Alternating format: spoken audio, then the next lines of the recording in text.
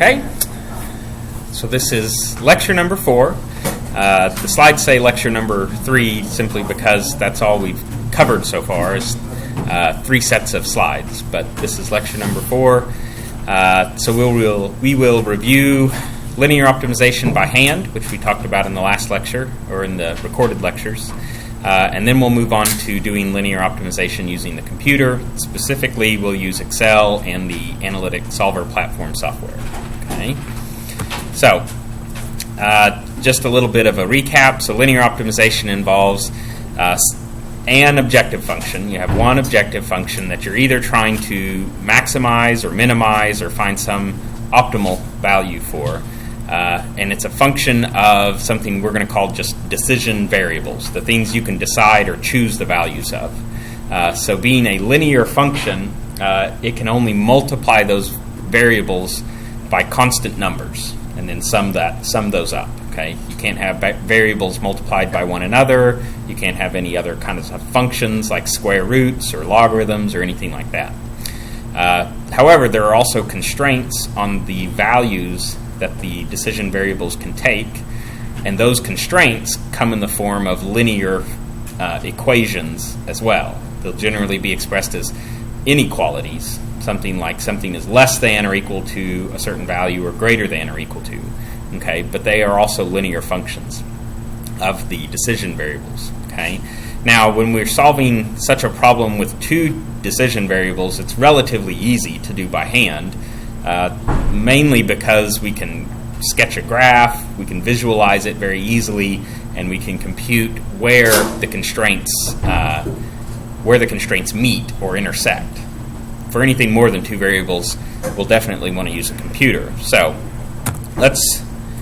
when we get to using a computer and get to using Excel, one major hint, we will make heavy use of a function known as sum product, which just simply says we're going to multiply the value in some number of cells by the corresponding value in another set of cells, and then sum up the result. Okay, this is a linear function, right? So we're taking some number of coefficients, multiplying them by one by different decision variables, and then adding up the result. Okay, so you will see heavy use of the sum product function in all the examples I will do in class, simply because it matches up very nicely with what we want to do with linear functions. Okay.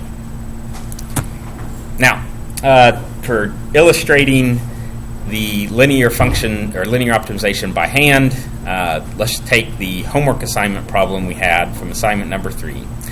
So this involved calculating how much of 2 different kinds of food to purchase in order to meet certain requirements for the dietary restrictions of, I think in this case, rabbits, but also minimize cost for what you have to buy the food at. Okay, so the problem is described here. Just briefly, let's talk about the constraint equations and the objective equation. Okay, so we can choose, so our decision variables, the things we're going to decide on, are how much in ounces of 2 different kinds of food we want to buy. And I'm going to represent that with an X and a Y, just because that's as good as any other names for variables. Okay, so those are our decision variables. Next, we need to know what is our objective function. Okay, and in this case, we're trying to minimize cost. Okay, so we're going to choose values for these 2 variables in order to minimize some equation for cost. Okay, and I believe we're told that food X costs 20 cents per ounce. So if we multiply X by 0.2, we'll get the number of dollars for how many ounces of X food we buy. And I believe it's 30 cents for food Y. So 0.3 times Y, that would be the cost, right? So however many ounces of X we buy and Y we decide to buy, if we plug those values into this equation, it'll tell us how many dollars it costs for that purchase to buy that much food. Okay, so that's our objective function, specifically that we're wanting to minimize. Okay. So then comes the constraints. Okay. And I believe you can say there were 3 constraints, or you can say there were 5, and I'll show you why. First, there was a constraint that said the rabbits must have a minimum amount of fat in their diet. Okay. And we know that food X contains 8 grams of fat. So if we multiply 8 times X, that's the grams of fat that the rabbits will get from however many ounces of X we decide to give them and feed them. Okay? And we can add to that the amount of fat in Y, which was 12 grams. Okay? And all we do is we want to make this, let's see, was it greater than? Yeah, minimum. So we want that to be greater than or equal to 24 grams. We want to make sure they get at least 24 grams of fat. We know for every ounce of X, they'll get 8 grams of fat. For every ounce of Y, they'll get 12. So using this inequality equation here, we can guarantee that the values of X and Y we choose will guarantee they get at least 24 grams of fat. Okay? And you can do that for the other things. So I think there were carbohydrates. So 12 grams of carbohydrates for X and 12 grams of carbohydrates for Y. And we want a minimum of 36 grams of carbohydrates. And then finally protein, 2 grams for every ounce of X and 1 gram for every ounce of Y. And we want to make sure they get at least 4 grams of that. And then finally, we want to make sure the total number of ounces we feed the rabbits, however many X, however many Y, we feed them no more than 5 ounces. Okay? Now, that's 4 constraints. Okay? You could consider that obviously we can't buy less than 0 ounces of food X. So X has to be greater than or equal to 0, and likewise Y has to be greater than or equal to 0. Okay? Can't give them negative amount of some food. So I guess in all you could say there's 4 constraints, but there's really 2 hidden or 2 implied constraints as well. So let's take this information and graph it out. Okay? So we'll use different colors here. If we wanted to represent 8x plus 12y is greater than or equal to 24, the easiest way to do that, marker's not going to work. I'm going to rewrite this as x plus, 2x plus 3y is greater than or equal to 6, I think. Dividing by 4 through each one. Okay, good. I want to make sure I get my math right. So if I just divide by 4, all those terms, 2x plus 3y is greater than or equal to 6. Okay. The easiest way to graph this, since we know we have to be positive x and positive y, okay, should label those. What would this equation be if I chose a 0x? Well, if x was 0, then y would have to be 2. Okay.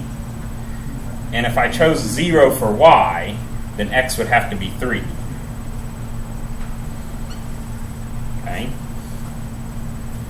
So just connect those 2 points you can determine from that equation, which is this constraint. And we know we have to be greater than or equal to that. So we need to be above this line. Okay. And likewise, we can do it for all the rest. So 12x plus 12y is greater than or equal to 36 is the same as saying x plus y is greater than or equal to 3. All right? Okay. So if I had a 0x, I'd have to have a y of 3. And if I had a 0y, I'd have to have an x of 3. Okay.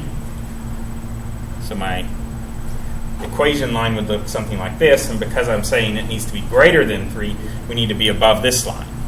Now what this means actually is this green line, the first equation, isn't going to constrain our x and y at all. Okay? because we would already have to choose x's and y's greater than that to meet the blue line requirement. Okay? So that's just the way that happened to work out. All right, let's try red. 2x plus y is greater than or equal to 4. So if we chose 0 for x, y would have to be 4. Okay? And if we chose 0 for y, x would have to be 2. Okay? So that's 2x plus y greater than or equal to 4. And again, greater than or equal to, we have to be above this line, above and to the right. Okay? All right. Now go back to green. So x plus y is less than or equal to 5. So we're just going to have to pick points out there. And because now it's less than, we need to be below this line. So, just black for this. We just need to be somewhere in that shaded area. That is, we have to be above this green line, this red line, and this blue line, but below the top green line. So that's all the area that meets those conditions, which means no values for x and y that fall outside of that area are valid because they're going to violate one or more of these constraints. Okay? So then we just need to determine what these 5 corner points are where constraints meet, solve the objective function for each one, and choose the one that's the minimum. Okay? So let's take this one here. So this is an x of 0 and a y of 5. Which, if we plug that into the objective equation, would lead to $1.50. Okay? 5 ounces of y food, 0 ounces of x. Okay? We chose this point here. Okay? I'm just going to write it out here. 0.4 would lead to an objective function of $1.20. Clearly better than that. Makes sense. Right? If we're wanting to minimize, we're probably going to be, well, we're trying to minimize, and we have positive x and y terms in our objective function, so we're going to probably want to stay on the lower end of this shaded area, not the upper end. But let's just prove that. Okay? So this would be 50,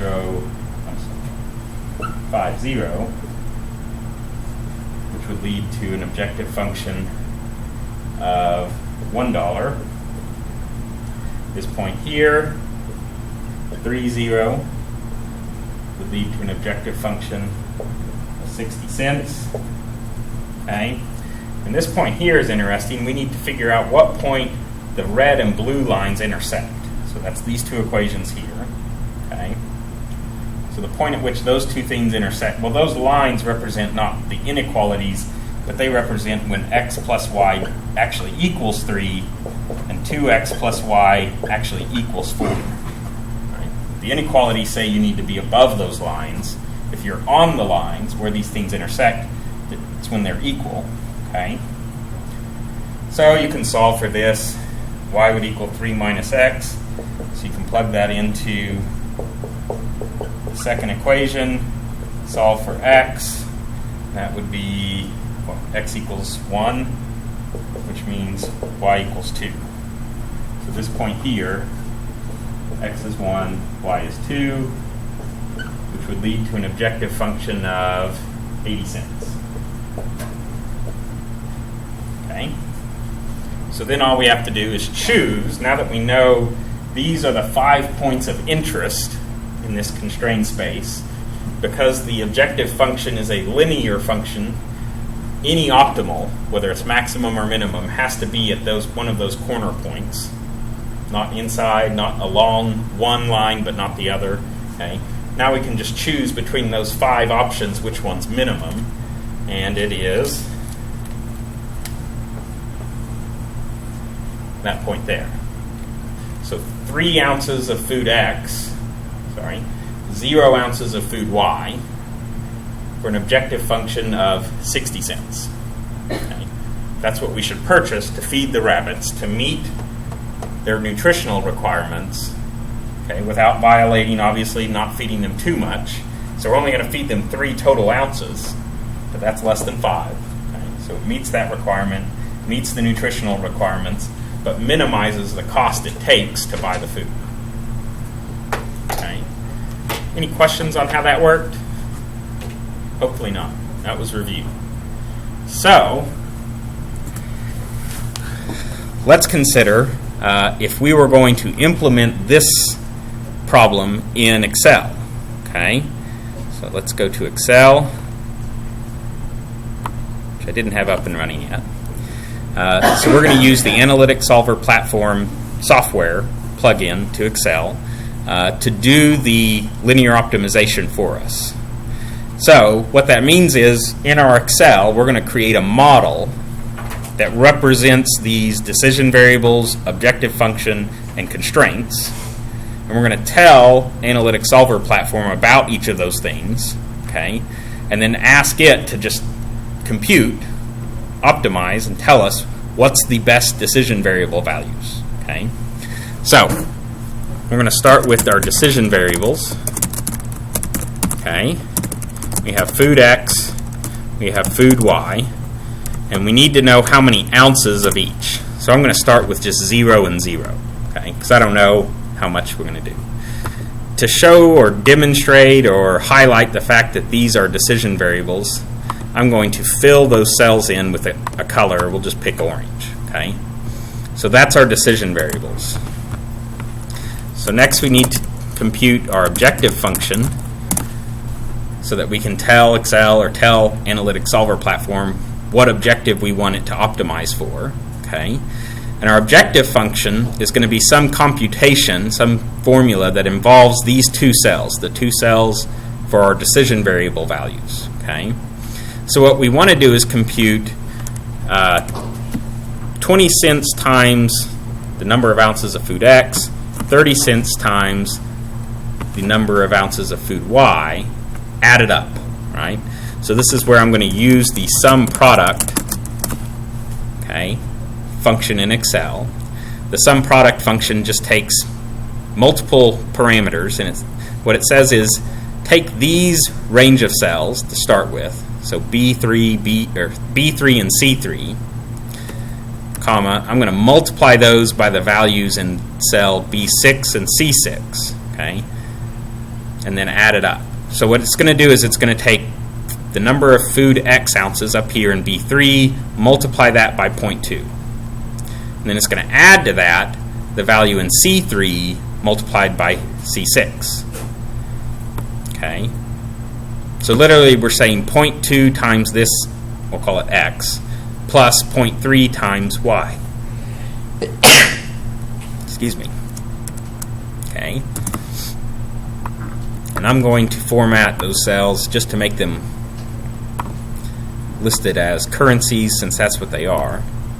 Okay, so obviously if we buy 0 ounces of X and 0 ounces of Y, we could buy that for $0. Okay?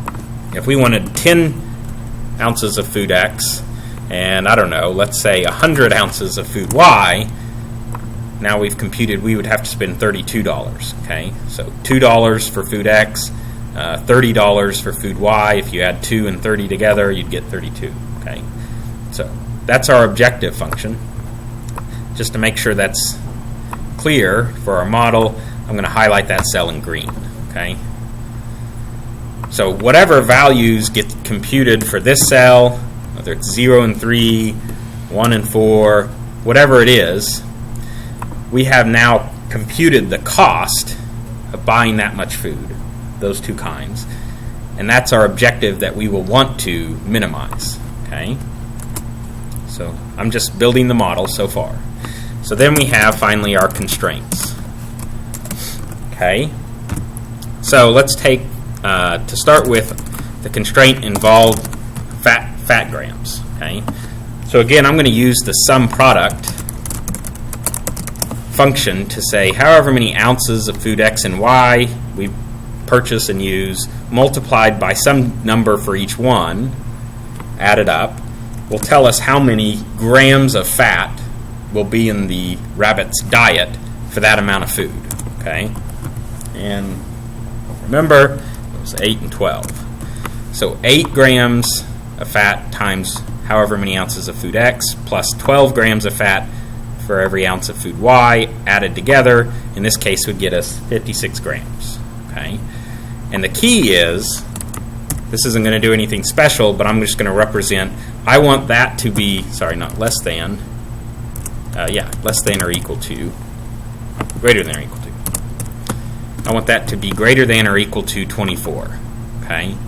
So 24 here is just the flat number. I want whatever's computed here to be bigger than or equal to 24. Okay? Now I haven't told Excel how to do that yet. I'm just visually representing it. Okay? By calculating the number and then just listing the value I want to constrain it by. So let's do the same thing for carbs.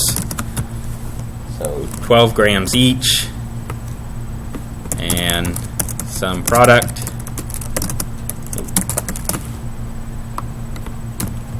Decision variables multiplied by those. And in that case, we want at least 36 grams of carbs. And finally, we have protein, 2 and 1.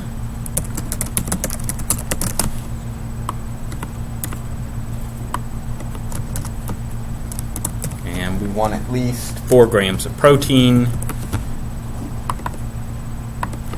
Okay, and then the last constraint was just the, the limit of how many ounces we want to feed the rabbits. Okay, we want to make sure we don't feed the rabbits any more than 5 ounces. So if I just multiply 1 by each decision variable and sum that up, okay, this is kind of a long way to go about it, but that at least would tell me how many ounces I'm feeding them, and I want that to be less than or equal to 5. Okay. So you could have easily computed this as just B3 plus C3, right? I did it using sum product just to show you how the symmetry works using the sum product formula for computing all your objective function and constraint functions. Okay. So it looks like in this case, we have plenty of fat grams, we have plenty of carb grams, we have plenty of protein grams, and we don't have too much food in general. So this answer, 1 ounce of food X, 4 ounces of food Y, is legitimate. It meets all the constraints. Okay? Its objective function value is $1.40. So we don't know if that's necessarily the best solution, but at least it is a valid solution. It meets all the requirements. Okay? So let me show you now how to tell Analytic Solver Platform about this linear model. Okay?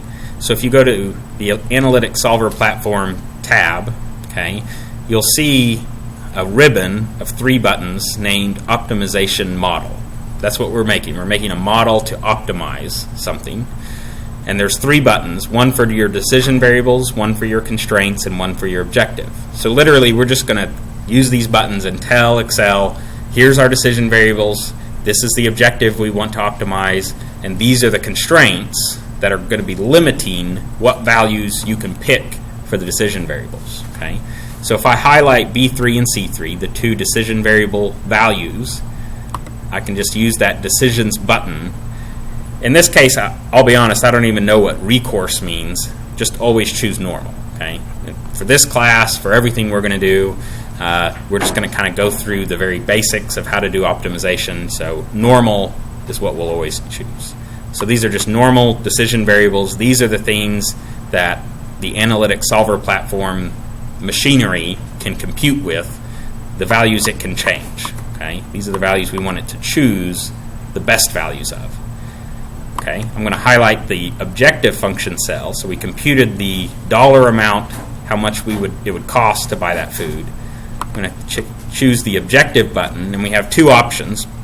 One is whether we want to minimize that objective or maximize that objective. Okay, so some kinds of problems you're wanting to minimize, some kinds you're wanting to maximize. In this case, we want to minimize cost. So I'm going to choose minimize, and again, we're just going to minimize and use the normal option. Okay. The option labeled normal. Okay, and you can see here on the side, highlight these. Well, maybe I can't. There we go. So you can see here on the side under this Model tab, it shows you where the objective function value is. It's in D6, that cell, and we're minimizing that. And it tells us, here's the variables, the decision variables that we can choose values for. They're in B3 and C3. Okay. Now, here's how you tell it about constraints. I'm going to highlight the first three computed constraint values. Okay. How many grams of fat, carbs, and protein this particular selection of decision variables has in it. Okay, so I'm highlighting those cells. I'm going to click the constraints button. Again, normal. Okay, everything's going to be normal here. And in this case, those three things I want to constrain to be greater than or equal to something. Okay, so I'm making cells D9 through D11 be greater than or equal to. Here it's going to bring up a dialog. So cell D9 through D11 I want to be greater than or equal to, and here I'm going to select this little button so I can choose the cells. I want D9 through D11 to be greater than or equal to the corresponding cell from F9 through F11. So I want this 56 to be greater than or equal to 24, D10 to be greater than or equal to F10, which is 36, and so forth. Okay? So those three constraints now I've inputted. You'll see them over here on the right. D9 through D11 must be greater than or equal to F9 through F11. So it's going to do that one by one. Okay? And then finally, the last constraint I'm going to do separately because it's less than or equal to.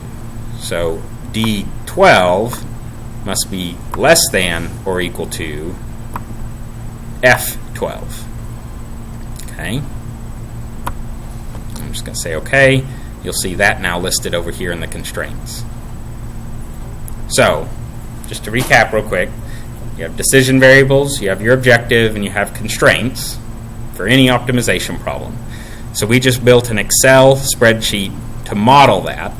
We have our decision variables, values for those just up here in these cells. I highlighted them to make it obvious. We computed, using some product, the linear function of the decision variables that we want to use as the objective. Okay, we've told Excel or the Analytic Solver platform about where the decision variables are, where the objective is, and that we want to minimize it.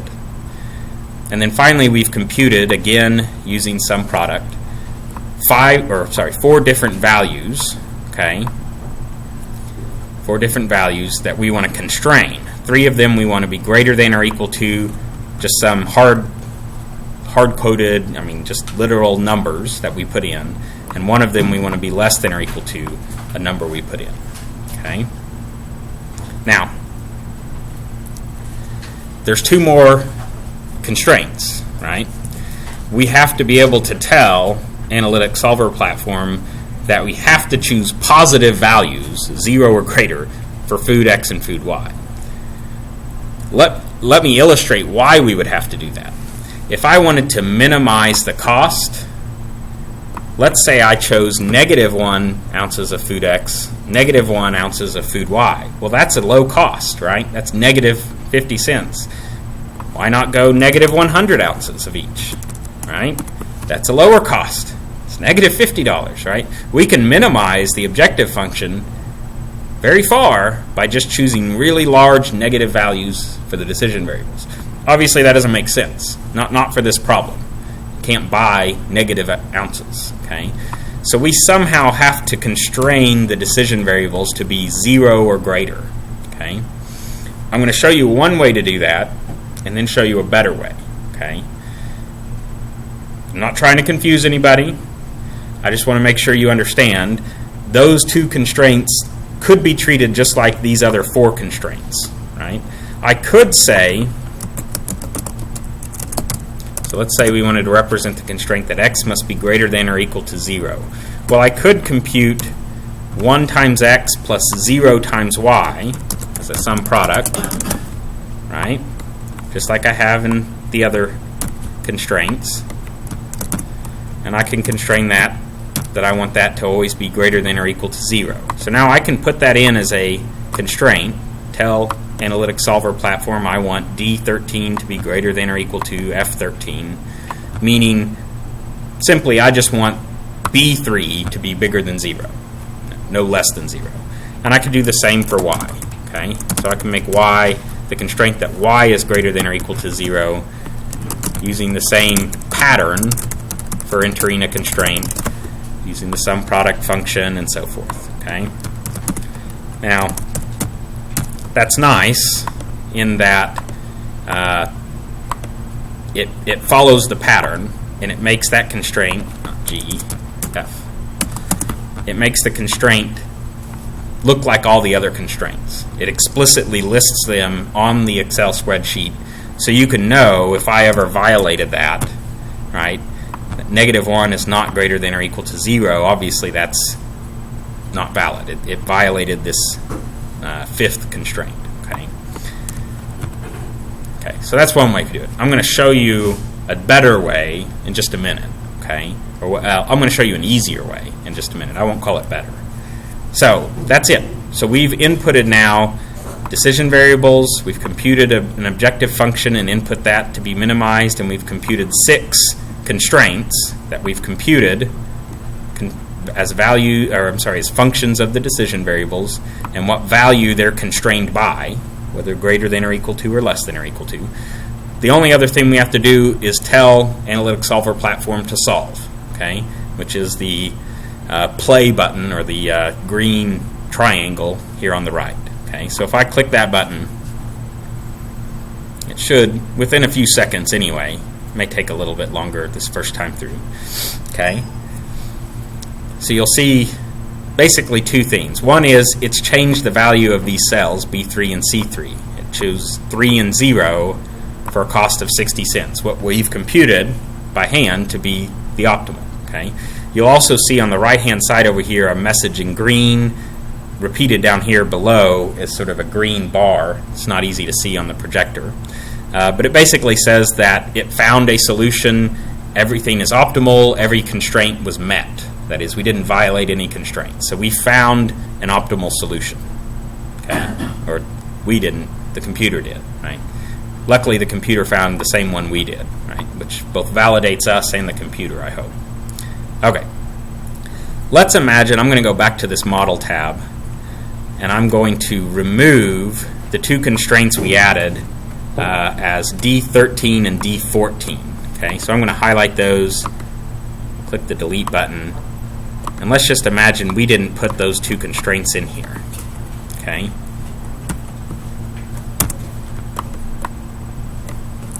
Not sure why that's not working, but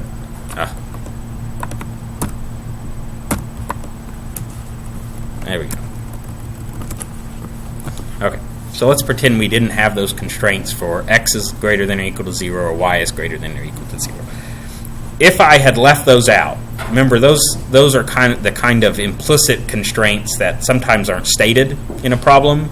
It's just assumed you would know you can't buy negative ounces. Okay, if I tried to solve this model now, okay, Analytics Solver platform is going to give me an error. Let's start from something other than the objective. All right. Unfortunately, I think it's already assumed the other way of doing that constraint. So I'll have to show where that is. Under the Engine tab, well, there is an option here that says Assume Non-Negative, which you can set to true, which means assume, that is, add extra constraints such that your decision variables can't be negative. So assume that they have to be 0 or greater. Okay? So if that's true, it's just as good as saying, as we explicitly did, that this has to be bigger than 0 and this has to be bigger than 0. Okay? So for whatever reason, it sort of had already assumed that for me. Sometimes it won't. Okay? So sometimes you will get an error saying that it could not find a solution. It could not find an optimum. Okay? And it will probably leave you with like large negative values of some kind here, where it was trying harder and harder to minimize cost by trying larger and larger negative values before it had to give up and say, I never could find a stopping point at which things never got better. right? I could just keep going and going forever, and it always minimized my objective further. Okay, so assuming non-negative is true or explicitly listing the constraints as we did will prevent it obviously from doing that. Okay. As far as better or worse, it's certainly easier to do this assume non-negative option. Okay, it avoids some work in your Excel spreadsheet. That makes the constraints sort of implicit and hidden. Okay, so somebody looking at this wouldn't necessarily know that these would have to be greater than or equal to 0 unless they understood the problem that we based the model on. Okay, certainly if you explicitly computed them and listed them out, it would be obvious to anybody that's a constraint. That's something that we have to consider when choosing optimal values. Okay, either one is correct in the sense that you will get the right answer. Okay, as far as this class is concerned and doing homework assignments, either one is correct. Okay, it wouldn't matter to me one way or the other how you chose to do it. Assuming you could build the model like we just did, you can tell Analytic Solver platform where each piece is, and then have it solve and give you the best or optimal answer. Okay. All right. Any questions about how I did any of that? What I clicked? Anything? Okay. Well, that's good. Yes. Question. Request. Please don't give such questions in final exam, please. Okay, so the question was, please don't give this on the final exam. Well, the good news is the final exam, like the midterm, will be on paper. So I can't have you do anything in Excel, okay, for the final exam. So you won't have to do this. You certainly wouldn't have to build a whole model like this from scratch on the final exam, okay. Not so in the homework, but in the homework at least you have a full week to do it, right? Okay. All right. Another question? So I guess if you were like putting constraints on the objective function value, you would just basically use the same objective function equation and then just have a value at the end. Like we were saying okay. that x and y couldn't be negative, but if you were saying like cost could be negative or something like that. Yeah, okay. So the question is, if you had a constraint on the objective function value itself, for whatever reason, there's no reason you couldn't say, well, let's just say we don't want to spend less than $1. For whatever reason, we don't want to spend fewer than $1 in our purchase. We could input that just like we would any other constraint to say the value computed here must be greater than or equal to the value here, which means the objective function value must be greater than or equal to 1 in this case. Let's solve again. So in that case, it found the optimal answer is 5 ounces of food X, 0 ounces of food Y. That both meets all the constraints and minimizes the objective. Yeah. I can't think immediately of any kind of problem we're going to do where there's a constraint on the objective function value itself. The objective is usually freestanding in the sense that you just want to minimize or maximize it as far as it will go. But certainly, if a problem came up like that, you can do that, yeah. You could also compute the same thing down here, right, which may technically be a better way to do it, because then it's listed under this constraint section, right, so it's obvious that it's a constraint. This is pretty obvious the way I did it here, but either way would be correct. Yeah. Okay. I'm going to remove that just so I don't get confused if I come back to this later. Okay, so if I recompute, again we get back to our best or optimal answer of 3 and 0. Okay.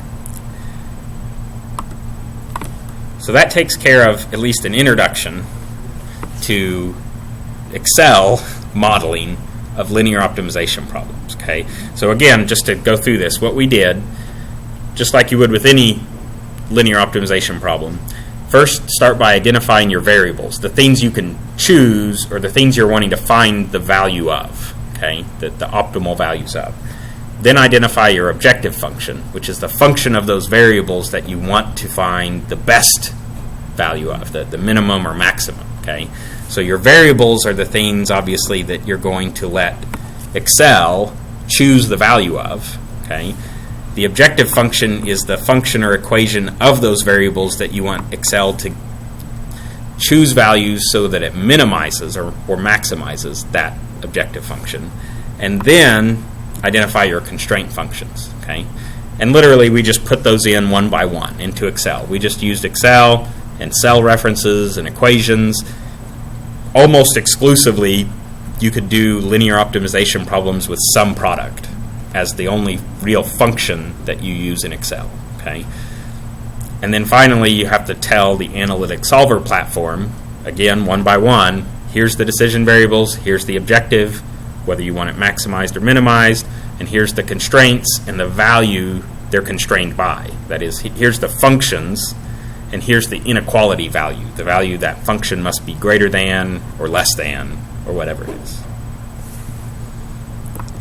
So those three things, the three components, right? We're going to identify them from the problem. Okay, we're going to input equations or labels into Excel to show which part is which one, and then we're going to tell the analytic solver platform about each one. Okay, and that's it, and then solve, I guess. Okay. Now, when we say that we have constraints, just like we illustrated when we were doing linear optimization by hand, we illustrated a graph of the solution space, X and Y space in that case, and we actually sort of drew out the constraints and shaded in an area to say, here's the area that form legal values according to the constraints. That is, you can't choose values that would lie outside that range because they violate some constraint. They violate some requirement of the problem. When we find our optimal solution, so in the case of this, we found that 3 ounces of food X and 0 ounces of food Y was the optimal solution. What we found was, obviously, the solution always lies at the boundary of some of those conditions, some of those constraints, sorry. The constraints that it lies on the boundary of, we would call those binding constraints. That's just a term we use. The term binding, literally just, we mean, if you want to say that another way, those constraints bind or limit the best solution. That is, if we didn't have that constraint, we might have found a better solution, a more optimal, a lower cost, if that's what we're trying to find, or whatever it is. So in the case of the rabbit food exercise, the fact that we couldn't choose less than 0 ounces of something was a binding constraint because we chose 0 ounces of food Y. Theoretically, if we could have chosen negative ounces of food Y, it would have minimized the cost more, right? But obviously that didn't make sense, and the problem obviously stated, you're not going to be able to do that. So that was a binding constraint. That limited the best solution. The other limit, right? If you go back to it, let's just look at that in Excel. So in Excel, we can actually find the binding constraints relatively easily. Okay, for linear optimization problems, the binding constraints are the ones where the computed value is equal to its limit. Right. So in this case, we found that we actually chose an ounce of food X and Y that met perfectly the number of grams of fat we wanted in the rabbit diet. Right. Theoretically, if we could have chosen a smaller amount of food X, right, we wouldn't have had enough fat grams, right? Meaning this constraint was binding. That is, if we had said, well, you can have as low as 20 grams of fat instead of 24, we could have found a better solution, one that minimized cost by more. Okay? I see a few blank stares and a few kind of nods. I want to make sure this makes sense. So a binding constraint is one that limits the optimal solution, the best solution found, meaning if that constraint wasn't there or was different, we might have found a better solution. Okay? So the two constraints that were binding in this case were the fat grams, so the fat requirement of the diet, okay, and the fact that we couldn't choose less than 0 ounces of anything. Okay? So 0 ounces of food Y We chose that, the limit. We chose food X based on the limit of fat grams that had to be in the diet. Okay. We could have got a better, more minimal cost if we had negative ounces of food Y or less than 3 ounces of food X. But we couldn't do that because of those two constraints. Okay.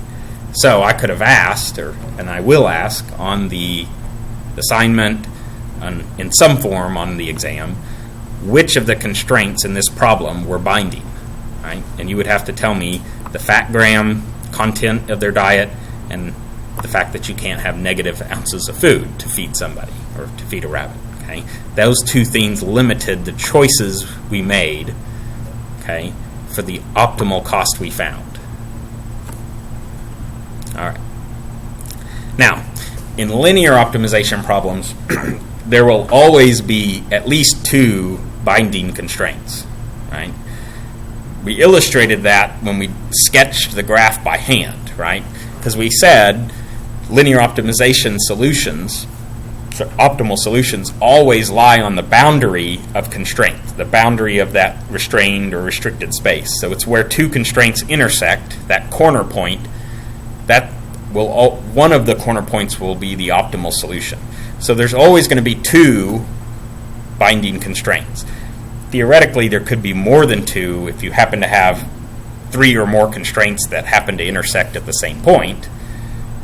Those would all still be binding, right? Because you could have got a better solution, theoretically, by changing, hopefully, any one of those. Yes, question?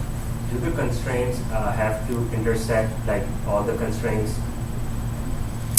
So the question is, do all constraints have to intersect? If what you mean is, let's say, these 4 constraints here, do they all intersect at one point? The answer is no. If we graphed it out, the lines on that graph don't all intersect anywhere. In fact, no more than 2 of those lines, no more than 2 of those lines ever intersect. There's never a point where 3 of them or more cross through the same point. But the space solution has to lie in the constraints, right? Yeah. The solution space is restricted by those constraints, and the optimal solution lies somewhere on the corner of where 2 or more of them intersected. Yeah.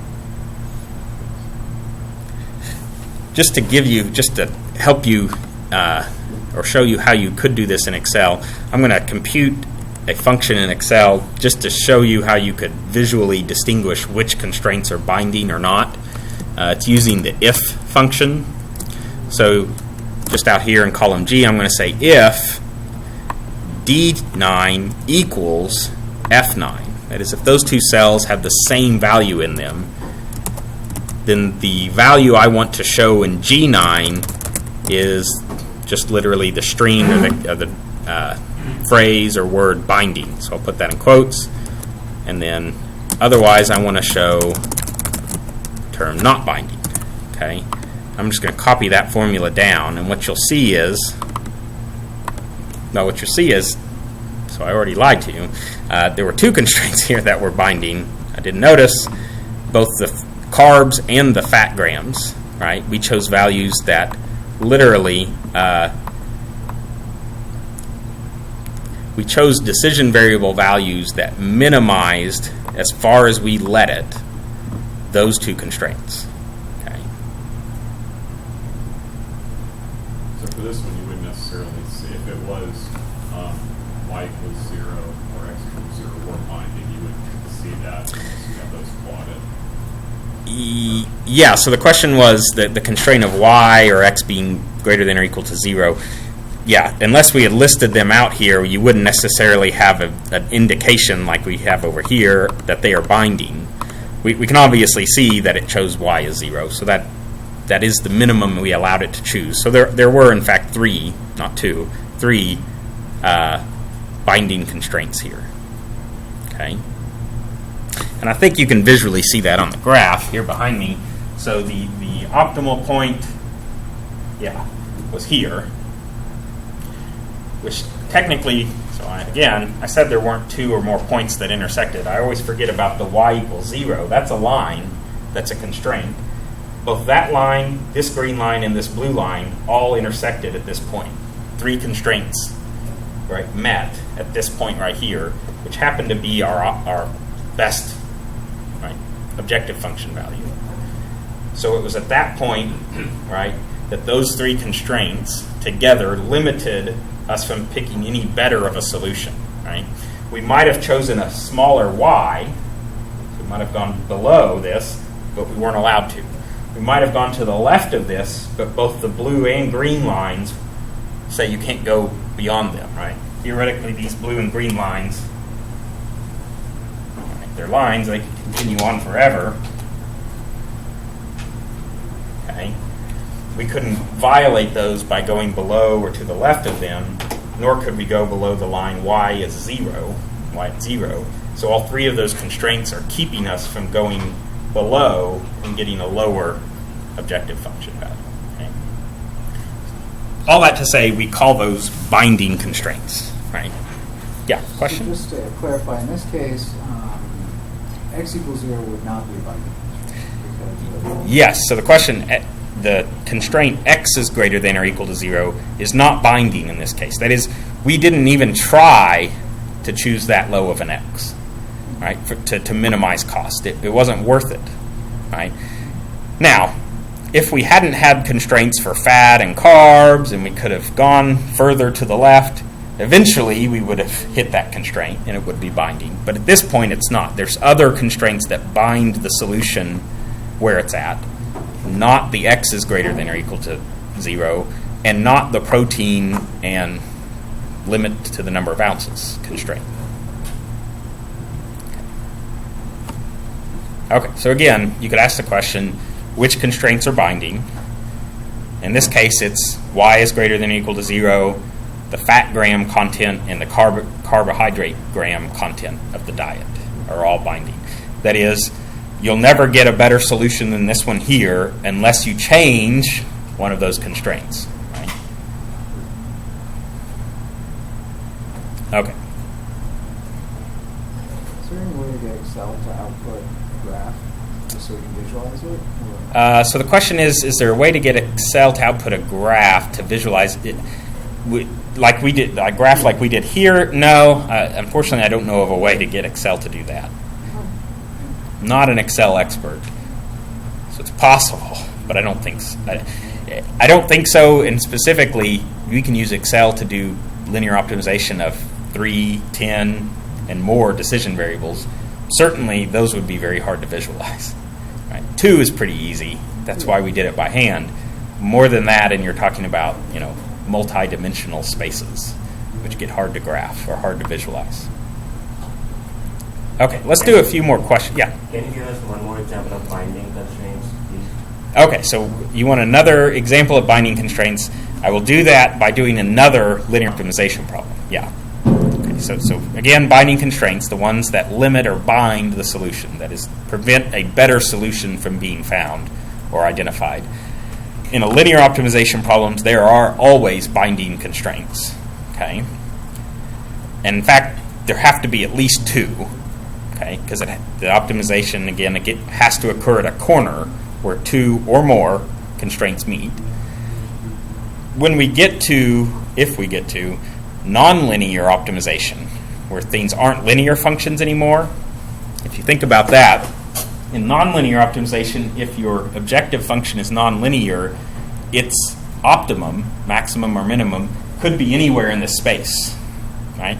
There could be like a hill in the middle where you want to maximize, right? So it doesn't even have to be at the edge of the space anymore, right? So in nonlinear optimization, you don't have to have binding constraint. There isn't necessarily a binding constraint because the optimum may not be on the boundary of the limited space. It may not be at where a constraint is, right? In linear optimization, we're guaranteed, by definition, you have to have some binding constraints, 2 or more. Okay. All right, so let's do a few more linear optimization models. We'll start with one, take another break. Okay. So one class of linear optimization models is known as allocation models. Okay. They're just a linear optimization model.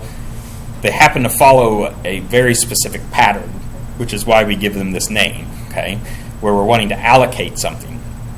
Specifically, these are kinds of problems where you're maximizing an objective, let's say profit, by allocating resources of some kind. You want to maximize something, your profit, let's say, and those are all subject to constraints which are less than inequalities, okay, which say you only have so much capacity that you can allocate. So, for example, I may want to allocate, let's say, workers to work on something, and what they work on is worth different amounts. So I want people to work on valuable things because that will maximize profit and return. But I'm constrained by that because I only have so many workers. They only have so many hours in the day. They can only work on so many things at one time. Whatever the constraints are, they're all capacity constraints, which say you can't go over this amount. So they're all less than constraints. Okay. So let's do an example of this. So we're going to do all of our linear optimization problems as real-world examples where we have some textual problem, and then we're going to represent a model for that in Excel to solve for some questions. Okay, so let's say Veerman Furniture Company makes 3 kinds of office furniture: chairs, desks, and tables. Okay, each product requires some labor in parts fabrication department, the assembly department, and the shipping department. So we have 3 things we make, and there's 3 departments that are involved in making every one of those things. Okay, somebody has to put the thing, somebody has to fabricate the pieces, somebody has to assemble them together, and then somebody has to ship it to a store, or to a customer, or whatever it is. So there's 3 actions that have to occur, 3 departments where people work to do that, and 3 kinds of furniture we can make. An estimated maximum potential sales for each product is known. That is, we couldn't sell an infinite amount of chairs or desks or tables, right? There's kind of a limit to how many things we could legitimately sell before everybody has a chair and nobody will buy one again, right? Profit for each product is also known, okay? We're going to list these parameters to this model here in this table, okay? So in the first part of this table, the center part here, we have our 3 products, chairs, desks, and tables as columns. We have our 3 departments, fabrication, assembly, and shipping as rows. And the intersection of those columns and rows is how many hours it takes to make one unit of the product from that department. So it takes the fabrication department 4 hours to fabricate the pieces needed to make a chair. It takes the assembly department 3 hours to assemble them together to make. That seems like a long time. I don't know why it takes so long to make a chair, but I'll say it does. 3 hours to make a chair, and then 3 hours of shipping to take it to wherever it has to be sold. Okay, and so forth for desks and tables. Okay, so obviously we want to choose to make how many desks, how many chairs, how many tables. We're going to be limited though because however many of those things we make require a certain number of hours from each department, and each department has a limit or a capacity listed out here of how many hours are available. That is, we only have enough workers to work 1,850 hours in the fabrication department over a month or whatever we want to say that is. We only have 2,400 hours worth of worker time in the assembly department, okay, and so forth. Furthermore, we have a demand limit to how many chairs, desks, and tables are sellable in the market, right? Before, again, everybody has a chair, nobody else needs to buy one, or everybody has a desk, or so forth. So these are limits on capacity of how many of these things we can sell. And then finally, we know how much profit we can make by the sale of each one, okay? So, just looking at this data alone, we can make the most amount of money from desks. Right? We can sell them for the most profit, right?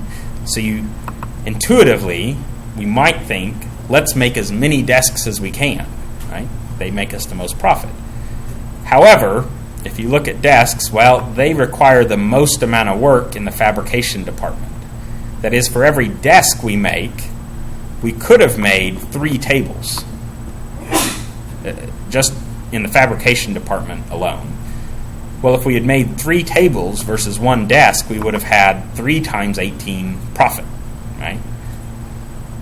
as opposed to 1 times 24 amount of profit, right? So you can see there's going to be trade-offs. Now you can make that same argument across other departments, and certainly at some point you're going to hit limits of either demand or limits of available hours, right?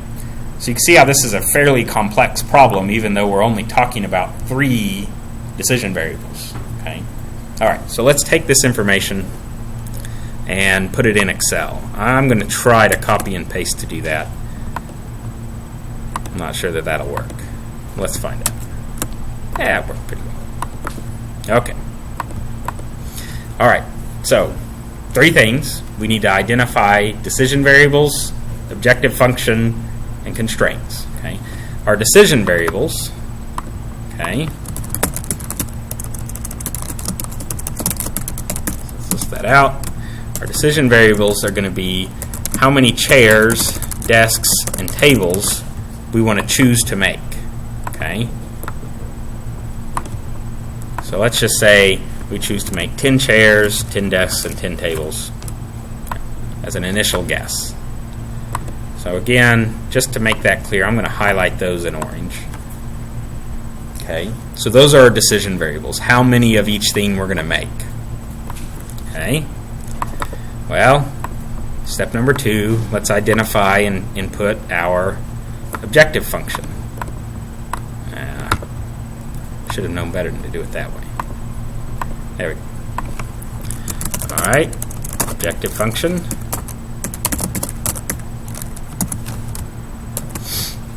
I'm going to compute this again using the sum product.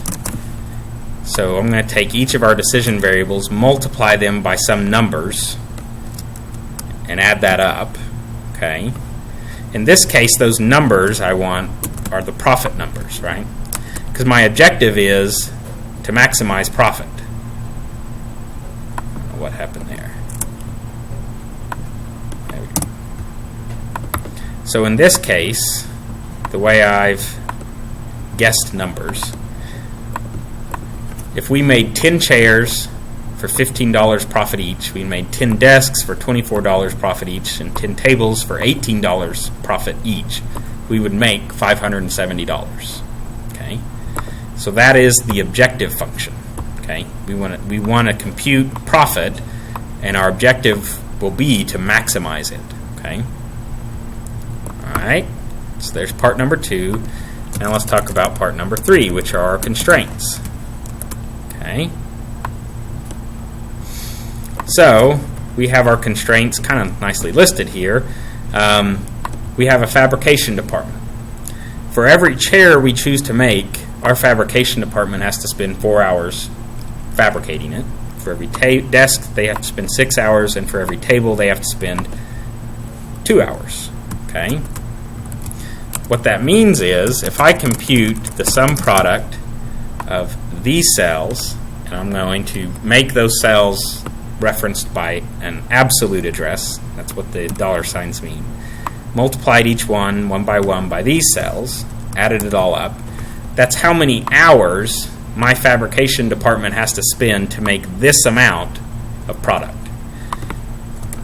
My constraint is I can spend no more than 1,850 hours of work in the fabrication department. Right? That's how many hours in the day, workers I have available. Okay, so for this decision, 10 of each product, I'm coming nowhere close to my limit of fabrication hour. That is, I could spend more. I have more hours I can spend in fabrication department making more product. Okay, and so forth. So we could do the same thing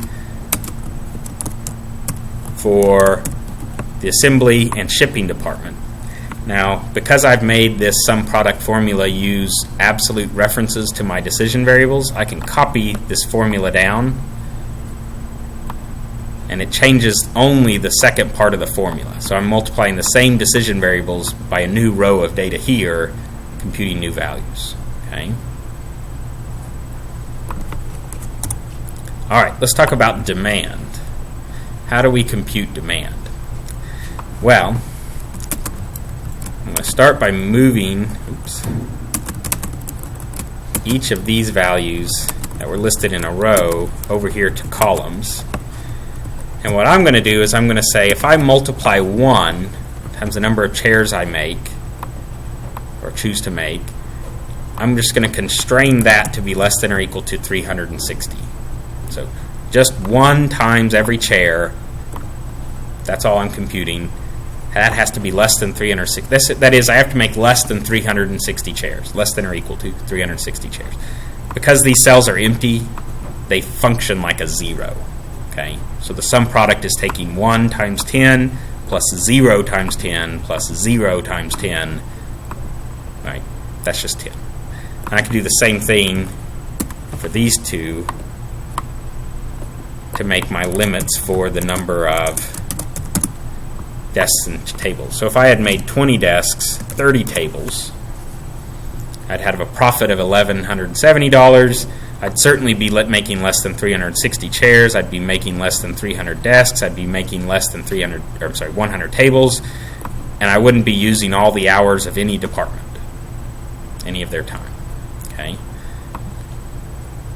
So there we have the model in Excel for choosing how many chairs, desks, and tables to make to maximize our profit subject to 6 constraints. Okay? So let's tell Analytics Solver platform about it. So these are our decision variables, normal. This here in E6 is our objective. We want to maximize that.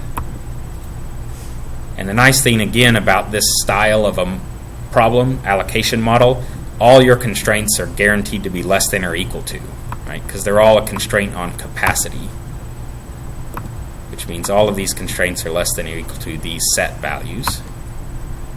And that's it. Now, are there any implicit constraints in this problem? We have to make a whole number of... Okay. So the observation is you have to make a whole number of product. That is, you can't make half a chair. Presumably, you can't sell half a chair for $7.50. We're going to come back to that question, actually. That's technically true, but we're not going to represent that just yet. That's a good observation, though.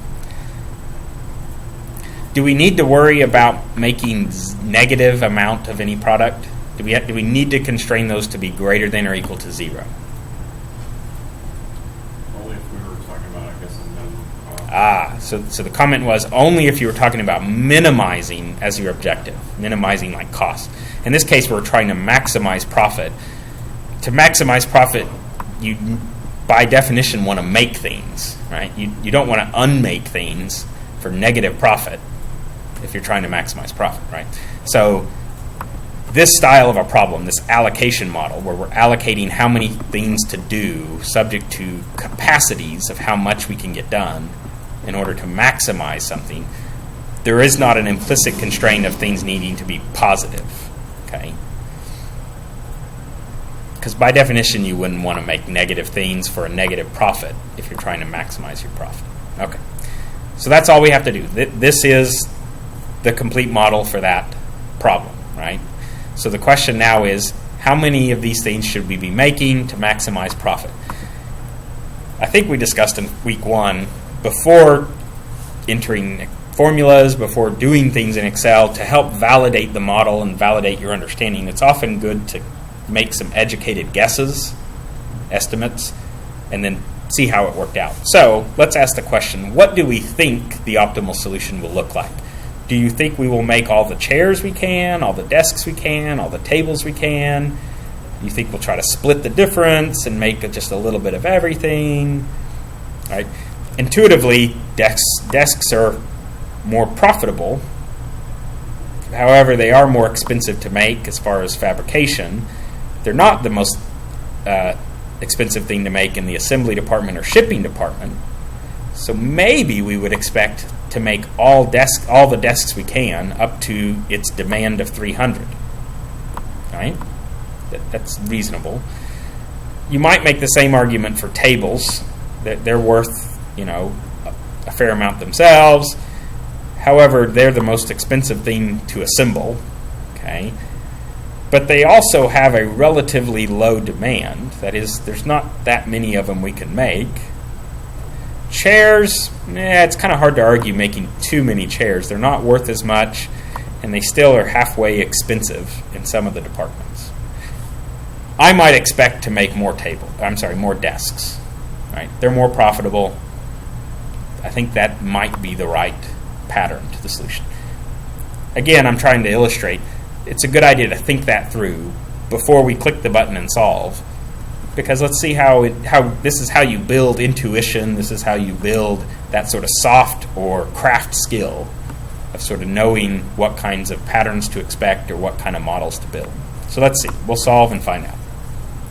Hit the solve button. We get a green, green success message that it's found the optimal solution. Every constraint was satisfied. So let's ask the question. What was the model? Oh, you know what? In this case, look, we actually decided to make negative chairs. Why did we decide to make negative chairs?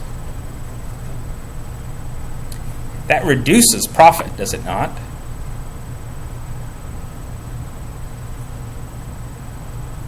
The reduction in profit is outweighed by the reduction in assembly cost. So the comment was the reduction of profit by making negative chairs for a negative profit is offset by the better profit you could get by making something else, and you needed to do that to sort of offset some hours in some one or more departments. That is, we found that some department, if we gave it back time by making negative things for negative hours, we could spend that time making more of something else and net a better profit. Okay, so in fact, we do need an implicit constraint. All right? In fact, we do need to say you can't make negative things, because even though that would lead to a lower profit, it allowed us to sort of manipulate constraints, okay, in order to get a better profit by making more of something else. Okay, so let's use the intuitive way, or sort of the implicit way, to say let's assume non-negative. Okay, that's a parameter, by the way, under the engine tab over here. So once we've done that, let's resolve. Okay, better. We're not making negative anything, at least. But what are we making? Well, we're technically not making all the desks we can. Right? We could have made 300 as far as the demand is concerned. We are making every table we can to meet demand, the 100 tables that we're allowed to make. Okay? So it seems like we're making all the tables we can and then all the desks we can until some other constraint is binding. That is, some other constraint is likely keeping us from making more desks.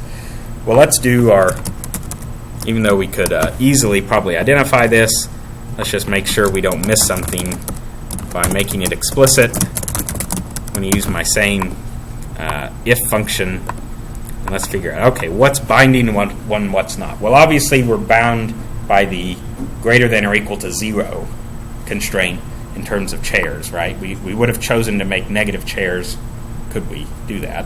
So that's a binding constraint. The next binding constraint, obviously, is the table demand. That is, we made every table that we're allowed. And then we're bound by the fabrication department. Okay?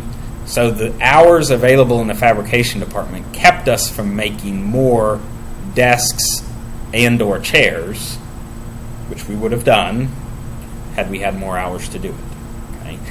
Specifically, we still had hours available in the assembly department. That is, I assume our workers had to sit idle some amount of the time, and shipping department. Okay? And certainly we didn't meet the demand of chairs, nor did we quite meet the demand of desks. Okay? All right. Just to illustrate again, right? 3 steps.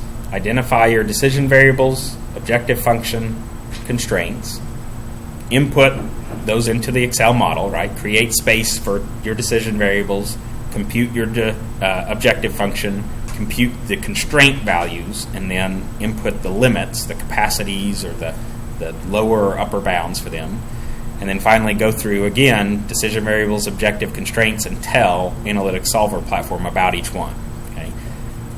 Don't forget the kind of implicit constraints sometimes that crop up that say you can't do negative things. Okay, some problems you can. Problems like this, obviously, you can. Okay. Now that we have an optimal solution, we could answer the question of what's our maximum profit? Well, it's $8,400. We could answer the question of how do you make that much money? Well, you do it by making 100 tables and 275 desks. Okay. We could answer the question of which constraints we're binding. That is, what constraint led us to a limited solution of $8,400 of profit that we could have done better at had that constraint not been there? Well, it's the demand of tables, it's the fabrication department hours, and technically it's the fact that you can't make negative chairs in order to make, get back hours in a department. Okay? But we manipulated all the constraints too, right? I'm sorry, we manipulated all the constraints. To get the maximum profit and the binding of the chair not to go into negative. Right. Yeah. So the optimal solution in this case was bound by 3 constraints. Okay. 4 constraints, these 4 in the middle here, technically didn't bind the solution. That is, these didn't keep us from getting a better solution. Okay. But 3 constraints did. You can't make negative chairs, you can't make more than 100 tables, and you can't use more than 1,850 hours of the fabrication department's time. Okay. So those 3 constraints were binding, and the solution found, right, was the best it could be given those 3 constraints. Right? Given all the constraints, but specifically those 3 constraints kept it from being a better solution. Okay. Now, that brings up actually an interesting question. So those are sort of basic questions you could ask about this problem. Let's ask a complex question. Let's ask the question of how many more hours in the fabrication department could we stand to have before that's no longer a binding constraint? That is, let's say you had the option of hiring more fabrication workers. So you could increase this limit of 1,850.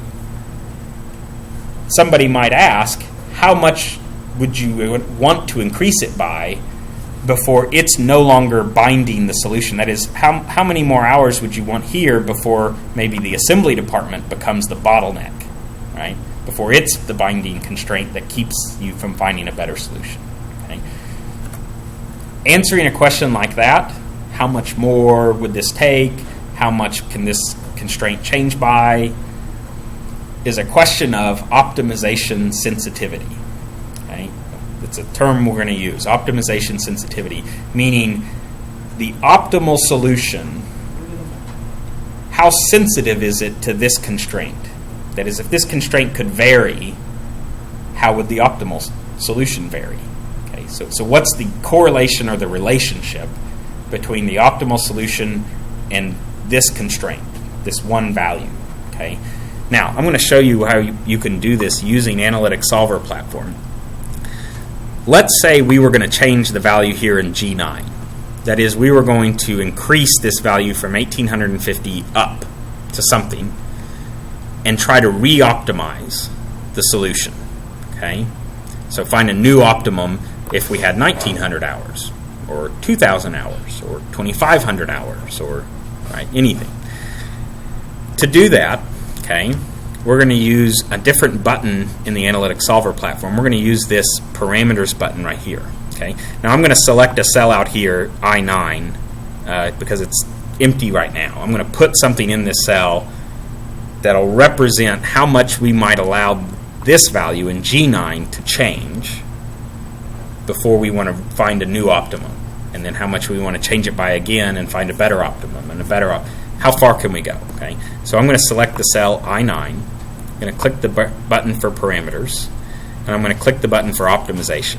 Okay, all this is saying is I'm going to create some new parameter that says I want to re-optimize after changing some parameter here.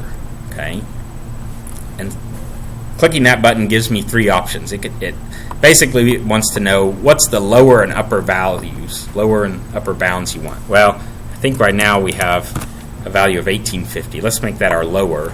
And let's say we wanted to go up to, I don't know, 2,400. Okay.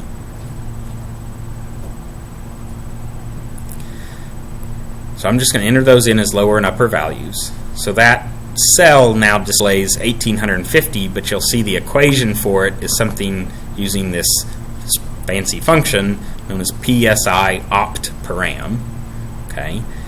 And now what I want to do is I want to set the cell G9 equal to this value in I9. Okay. So again, all I'm saying is this constraint that we've said is the fabrication hours is limited by this value. That value is now some fancy function that's going to vary between 1850 and 2400. Okay? That's all I've said so far.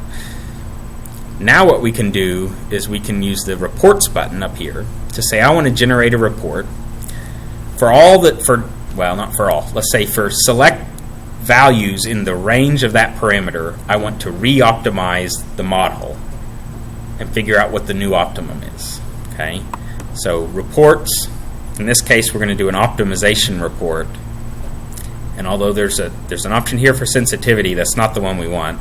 We want to do a parameter analysis. So what this means is we're going to analyze how the optimum solution changes for changes in some parameter.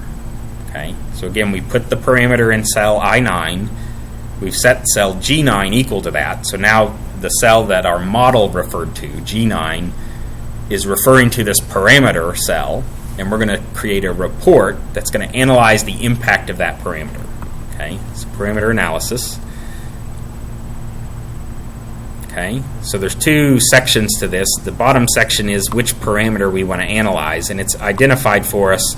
Cell I9 is the only cell that is a parameter cell, meaning it has that special function in it for parameterization. Okay, so I'm just going to double click that and say that's the cell I want. I'm listed over here, the one I want to analyze. Okay, the top section says what do you want to analyze the impact on?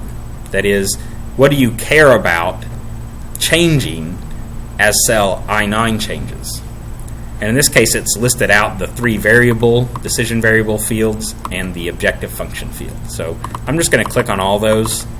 Let's just see how each of those change when the parameter I9 changes. Question? Yeah? When you selected parameter there, I think it might have gone off the screen. What button did you have to choose under reports and something? Oh, okay. Yeah. Let me show that one more time. Okay, we'll just cancel this for now. So when I selected reports, I think you were talking about? Yep. Yeah. Sorry, the Excel screen doesn't show my whole screen. There's actually a button past the edge of the screen that you can see there that just says parameter analysis. Oh. Unfortunately, limits on the resolution of the projector are going to make that difficult for me to show. Hopefully it'll come up again. We'll see it. It just says parameter analysis. Okay, so I'm going to do that again. Select everything. And then the last thing we can choose is how many, they call it access points. That is, how many different values of that parameter do you want to test for? Okay. Now, since we're testing between 1850 and 2400, okay, that's a span of, I think, 5,500 values, right? So I'm just going to do, let's do 11 points. I think that'll work out. Fairly regular intervals. We're going to test 11 different values in that range for that parameter and how the optimal solution changes. So we'll just stick with 11. I think that's good. All right, and say OK. What that's going to do is it's going to run the optimization 11 times, each time changing the parameter. Okay, so it's generated a new Excel spreadsheet. Okay, it's listed here, cell I9. Well, if you remember, that's our parameter, which really is the number of hours of the fabrication department, right? So what this says is, row 2, if the fabrication department has 1,850 hours, then our decision variables, optimal decision variables, look like this. 0 chairs, 275 desks, 100 tables. That's what we knew. For a profit of 8,400. If you allowed 1,905 hours of the fabrication department, we would make effectively more desks, right, for a better profit. Okay? If you allowed 1,960 hours in the fabrication department, we would make even more desks, right? And unfortunately, we haven't specified we have to make a whole number of things, so it's choosing a fraction, but still, for an optimization problem, you could just say that's pretty much 293, right? Just make 293 desks, 100 tables. That'll pretty much use up all the hours of fabrication. It'll come close, and you'll get a profit of roughly 88.40, okay?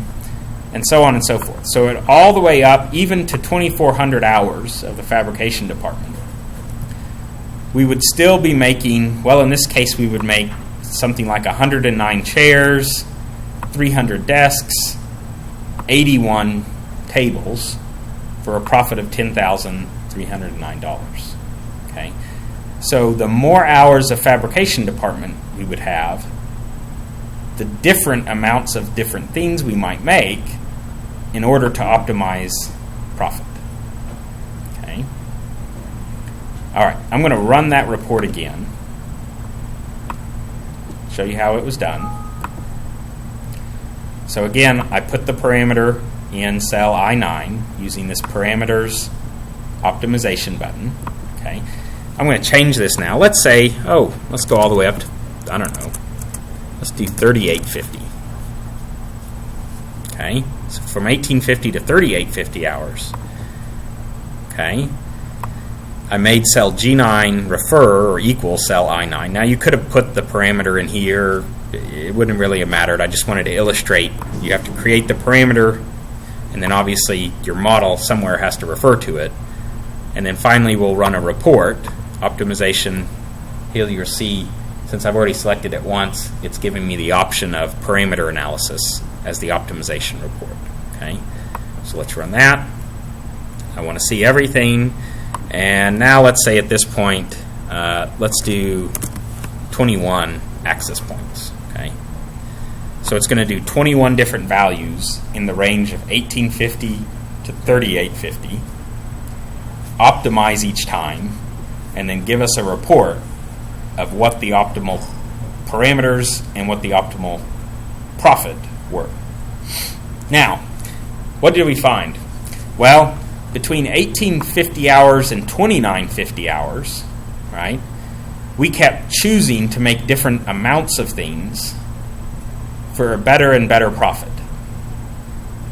However, starting with 3050 hours and above, we never found a better profit or a better pattern, a better solution, right? Why? Why does having more hours in the fabrication department above 3050 not lead to a better solution and more profit? No more binding. It's that, yes, the question was, or the answer was, that constraint is no longer binding. Something else, some other constraint has become binding and keeps us from finding a better solution. That is, more fabrication hours doesn't allow us to make more things. We're stuck in the assembly department or the shipping department.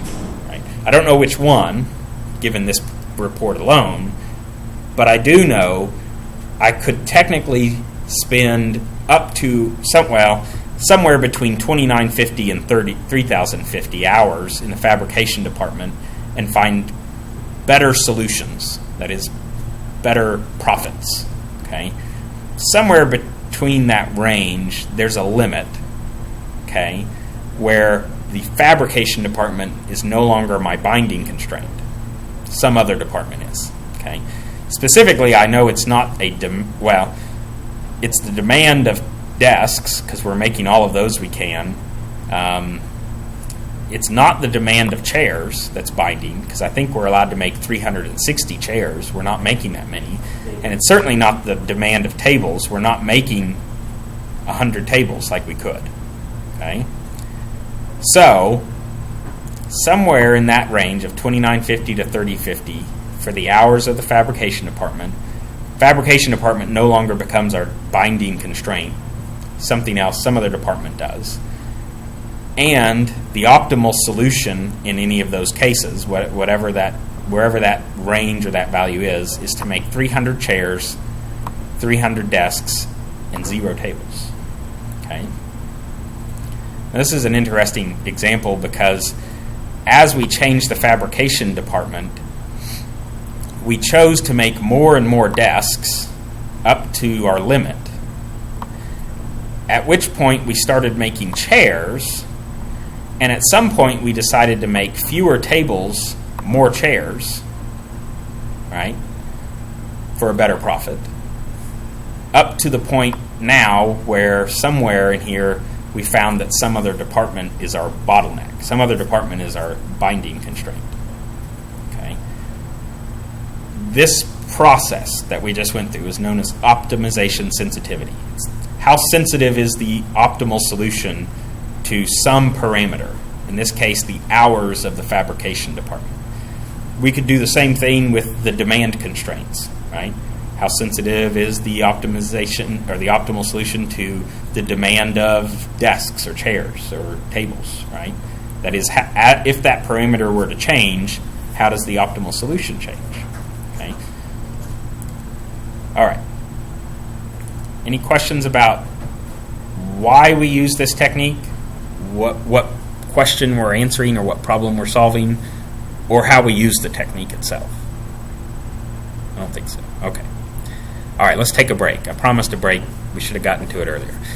Let's take we'll take a 7-minute break and start back up at 9 p.m. Okay. Do another problem. Again, illustrate binding constraints. Again, we'll illustrate optimization sensitivity. Okay.